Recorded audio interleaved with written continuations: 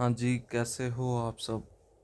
तो lab assistant के notification आ चुका है और सिलेबस भी उन्होंने भेज दिया है। तो इस चैनल पे आपको केमिस्ट्री का जो भी सिलेबस है वो आपको यहाँ करवाया जाएगा। देखिए, इसमें अपने यूनिट नंबर 1, इसमें आपकी पीरियोडिक टेबल है। उसमें आपको प्रोटॉन न्यूट्रॉन के बारे में पढ़ना है, रदरफोर्ड के मॉडल के बारे में पढ़ना है, क्वांटम संख्या के बारे में पढ़ना है, पाउली अपवर्जन नियम, आफबाउ रूल और जो भी ये ऑर्बिटल का शेप होता है इनके बारे में पढ़ना है। फिर देखेंगे तो हुंड का नियम भी है। मतलब जो भी आपकी पीरियोडिक टेबल कंप्लीट है, इलेक्ट्रॉन एफिनिटी, ईएन, सब आपका पूरा पीरियोडिक टेबल दे रखा है।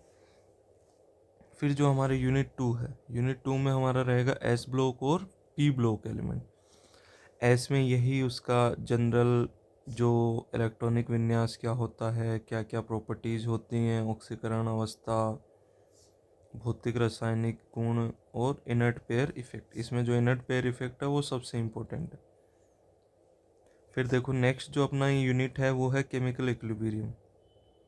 इसमें कौन से केमिकल इक्विलिब्रियम क्या होता है, कौन सी रिएक्शन रिवर्सिबल इरिवर्सिबल होगी, रासायनिक साम्य के क्या क्या नियम होंगे, लास्ट सीताल्य का नियम क्या होगा, ये सब कुछ पढ़ना है। इसमें ली चैटिलियो प्रिंसिपल जो है वो सबसे ज़्यादा इम्पोर्टेंट है। फिर जो हमारी इन्होंने नेक्स्ट यूनिट दे रखी है वो दे रखी है आयनिक इक्विलिब्रियम। तो आयनिक इक्विलिब्रियम में एसिड बेस इक्विलिब्रियम क्या होता है, पीएच का फॉर्मूले वगैरह, पीएच कैसे निकाली जाती है, कॉमन आयन इफेक्ट दे रखा है, बफर सॉल्यूशन दे रखा है और एसिड बेस टाइट्रेशन दे रखा है। तो ये है हमारी यूनिट 4। यूनिट 5 जो कि एनसीईआरटी में हटा दी गई है, गैसियस स्टेट, लेकिन लैब असिस्टेंट के सिलेबस में है। तो इसमें यही लो पढ़ने हैं अपन को, बॉयल्स लो, चार्ल्स लो, एवोगैड्रो लो, टोल्टन्स लो। पिछली बार जो लैब का पेपर हुआ था उसमें ग्राम्स लो से आया था। तो इनमें से एक क्वेश्चन तो 100% आना ही आना है, किसी भी लो से आए। फिर नेक्स्ट जो अपना चैप्टर है यूनिट नंबर 6, लिक्विड स्टेट। इसमें प्रॉपर्टीज ऑफ लिक्विड क्या क्या होती हैं, vapour pressure, surface tension, Shanta. पिछली बार शायद सरफेस टेंशन से क्वेश्चन आया था, पृष्ठ तनाव क्या होता है। फिर जो हमारा नेक्स्ट है वो है सॉलिड स्टेट। ये भी एनसीईआरटी से हट चुका है। तो इसमें ठोस के कौन से गुणधर्म होते हैं, उनका वर्गीकरण, इकाई कोशिका, उन पे कितने एटम होते हैं, क्या होता है, और जो भी आयनिक कंपाउंड होते हैं, क्रिस्टल में डिफेक्ट सबसे इम्पोर्टेंट, पिछली बार यहाँ से क्वेश्चन आया था। फिर जो हमारा नेक्स्ट यूनिट है वो है सॉल्यूशन।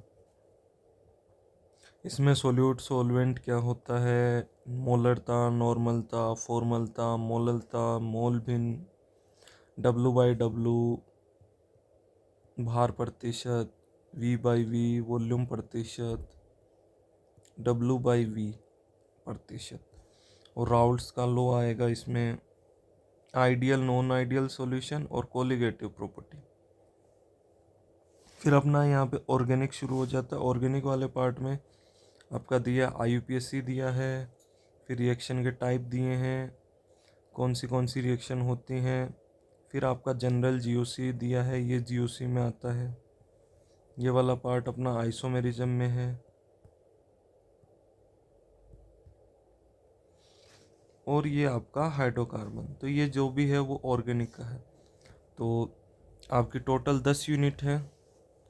तो इस चैनल पे आपको पूरा केमिस्ट्री जो भी लैब असिस्टेंट में आ रहा है वो पूरा करवाया जाएगा।